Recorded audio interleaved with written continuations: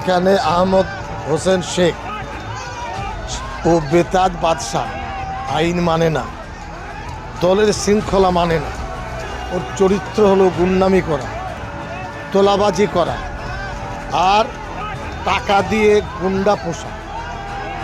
100% আমি যা বলছি, এলাকার মানুষ উত্তপ্ত হয়ে আছে। দলের কাছে সব রিপোর্ট থাকে না। আমি যেখানে জানিয়েছি, বিশেষভাবে পুলিশের সাথে আমার কথা হবে। এই নৈরাজ্য মেনে নেওয়া যায় না। দলকে সিদ্ধান্ত নিতে হবে, দল কী করবে। আমার যতটুকু করার করব, এবং আমি শান্তির পক্ষে। আমাকে টেনে বের করে তো খুন করতে চেয়েছিল, চিন্টুকে খুন করতে চেয়েছিল। এই গাড়ি আজিজুলের, যে 3 বার এখানকার সভাপতি, এই জামায় রক্তের দাগ আছে, আরও 2 জায়গায় ভিতরে কাঁচ ঢুকে গিয়েছিল। এগুলো সব ভাঙচুর হয়েছে। এটা যদি ডবল কাজ না হতো, এটা আমাকে আহত করে না, নিহত করার উদ্দেশ্য তাদের ছিল, খুন করে।